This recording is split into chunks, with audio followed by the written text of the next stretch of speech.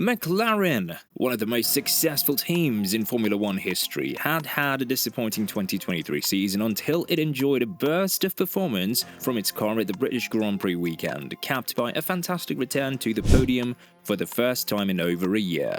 To understand what McLaren achieved at Silverstone, we have to look back at their season so far, to even before they first hit the track for the first time with their MCL 60. Indeed, at the very launch of McLaren's challenger for this year last February, team principal Andrea Stella admitted that the MCL 60 was not at the level they hoped to compete and already mentioned that they were working on upgrades after discovering they had missed their aerodynamic targets for 2023. Later on during the three-day pre-season test at the Bahrain International Circuit, McLaren got the confirmation that, as in 2022, would start 2023 with an inefficient car that generated excessive drag for a given downforce level. After building in 2021 a car that was known for its excellent straight-line speed, the 2022 MCL 36 featured high aerodynamic drag, forcing the team to make concessions between top speed and downforce. That made aerodynamic efficiency a priority for this year, but as soon as the team collected the first data from the MCL 60 in the simulator,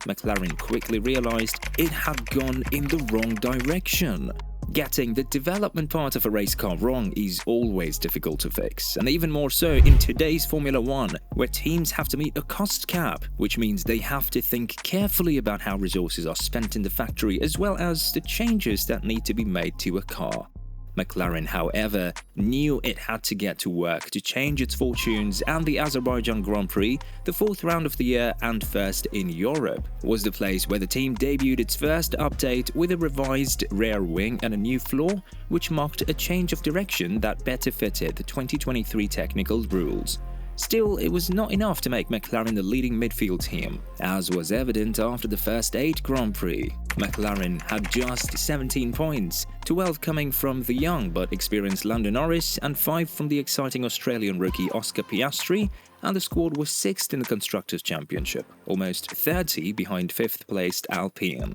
By then, McLaren promised to change almost every aerodynamic element of its Formula One car gradually over the next 3 races, Austria, Great Britain and Hungary, in a clear bid to transform its season. The first package appeared at the Red Bull Ring and included a fully redesigned floor with updated edges, as well as diffuser shape, along with changes in the sidepod and engine cover and updated mirrors and halo fairing to further optimize airflow to the rear of the car. These changes were only on Norris's car, and he took advantage of them to gain 4th in qualifying, a result he repeated in Sunday's race. While it was the circuit that always suited the British driver, Norris said McLaren's improved performance at the Austrian Grand Prix was better than expected.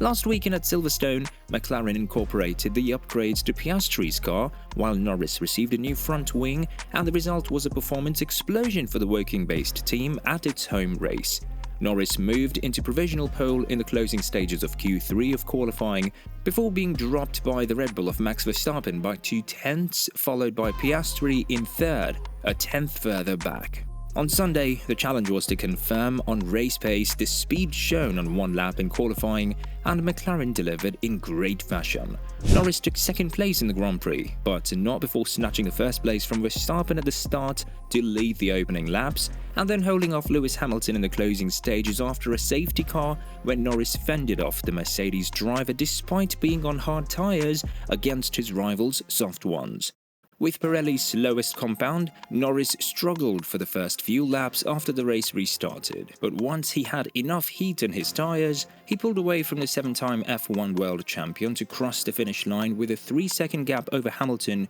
who later said the McLaren was a rocket ship. On the other hand, Piastri, who arrived in the Formula One grid this year with McLaren amid great expectation because of his brilliant career in Junior Series and the legal battle with Alpine for his services, was able for the first time to prove his worth in a competitive car, and could have finished on the podium too had he not had his pit stop before the safety car, which dropped him behind Hamilton.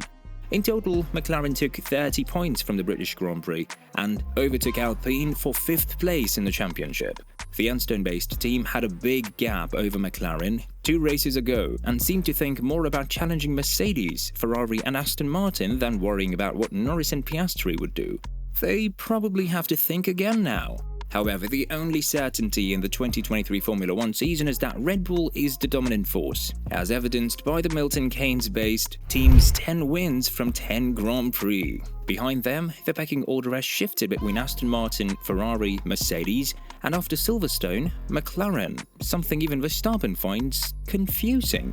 That's why the big challenge for McLaren will be to prove that what it achieved in Austria and Britain was not down to chance or the specific characteristics of these two tracks, but a product of its development work in the factory. Norris, however, already warned after Sunday's race that the MCL60 is still far behind its rivals in some critical areas, especially its performance in slow corners, of which there are very few at Silverstone, but plenty at the next Formula 1 round, the Hungarian Grand Prix, that's coming in less than 2 weeks' time. It is precisely the characteristics of the Hungarian track that have McLaren boss Stella looking forward to racing there, as he understands it'll be a good measure of McLaren's current reality following its upgrades. While it is clear that McLaren cannot be expected to be a regular podium contender from now on, there is no doubt that what was achieved in Austria, and especially in Britain, is a big step forward for one of Formula 1's historic teams as it seeks its way back to the top. It may not happen this year, but we can expect to see McLaren back at the forefront of several races in the 2023 championship, something the fans of the Papaya team would enjoy a lot. If you liked this video, don't forget to like, comment and subscribe to The Grid Report, where we bring you the latest F1 updates.